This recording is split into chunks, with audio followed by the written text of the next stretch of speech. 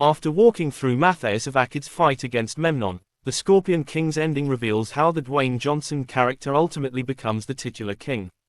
Directed by Chuck Russell, The Scorpion King was released a year after 2001's The Mummy Returns and serves as a prequel, spin-off to the Mummy movies. Set a long time before the Mummy films, The Scorpion King focuses on Matthias, who is among the last surviving Akkadians. He, his half-brother, Jessup, and a friend, Rama, are recruited by King Ferran to kill a sorceress named Cassandra.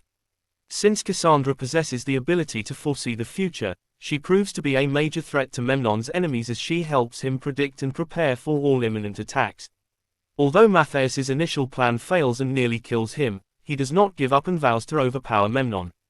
After overcoming many challenges and setbacks throughout the film, he not only manages to save Cassandra but also becomes the titular Scorpion King. Midway through the Scorpion King's runtime, Memnon's warrior, Thorak, poisons Matthias before Matthias kills him. Realizing that only he can save the world from Memnon's reign, Cassandra uses her magic to cure Matthias.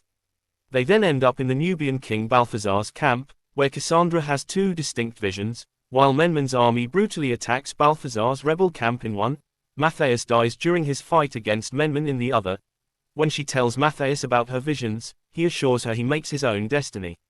In the Scorpion King's final arc, Matthias and Balthazar led an attack on Memnon and his men. Although everything initially goes as planned, Cassandra's vision comes true after Matthias gets hit by an arrow from one of Memnon's men. However, determined to make his own destiny, Matthias pulls the arrow out of his back and uses it to kill Memnon. With this, he dethrones Memnon and rightfully earns his place as the new Scorpion King.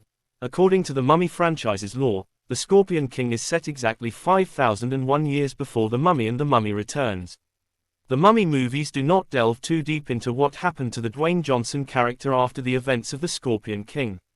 However, The Scorpion King was followed up with 4 sequels: The Scorpion King 2, Rise of a Warrior, The Scorpion King 3, Battle for Redemption, The Scorpion King 4, Quest for Power, and The Scorpion King, Book of Souls, that walked through the character's journey after he became the leading figure. Surprisingly, even though the Scorpion King's story has been continued in 4 sequels, none of the movies have truly disclosed how he went from being a heroic figure to a villainous one. In The Scorpion King, he is portrayed as a morally righteous warrior who takes it upon himself to fight tyranny. The Mummy Returns discloses that after earning a favor from Anubis, he destroyed the city of Thebes, which made him lose his soul.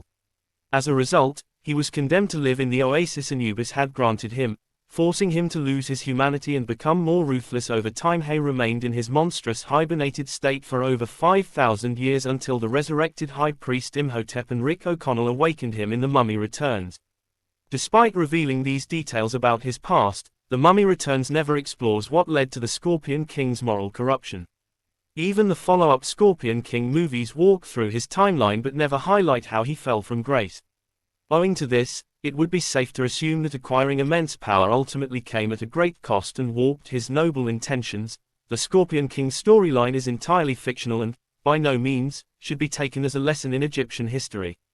However, interestingly, a Scorpion King did exist in ancient Egypt. Over 5,000 years ago, King Scorpion I was a ruler at the beginning of Dynasty 0. He is credited for playing a crucial role in unifying Upper and Lower Egypt. His tomb is in the desert at Abydos and is believed to be the blueprint based on which subsequent rulers in ancient Egypt created their own designs.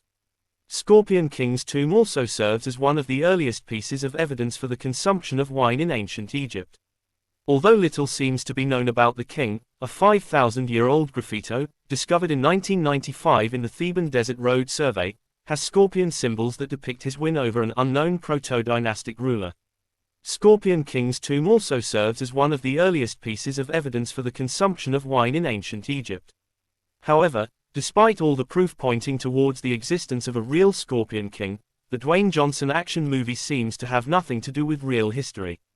When The Scorpion King first hit the theaters in 2002, it grossed $180.6 million worldwide against a production budget of $60 million. Owing to this, it was not a blockbuster but proved to be commercially successful after breaking even. The movie also played a crucial role in paving the way for Dwayne Johnson to land more mainstream acting roles and establish himself as a bankable star. Since the film was an important milestone in the former WWE star's acting career, it is not surprising that he is teaming up with Universal Studios to produce its reboot. However, since 2002's The Scorpion King received mixed reviews from viewers and critics and was only a little above its break-even point, it is hard not to question whether rebooting the movie is a good idea. The Mummy movies, which had far better box office numbers, were also rebooted in 2017.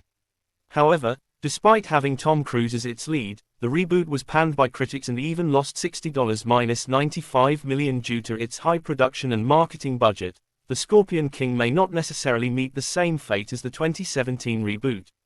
However, since it serves as a mere subset of the parent Mummy franchise, its potential success will heavily depend on how it will reimagine the original movie's story and make it more appealing to modern audiences. Only time will tell how the movie will eventually perform. However, with Jonathan Herman, straight outta Compton, as its screenwriter, The Scorpion King's reboot already seems to be on the right path toward succeeding.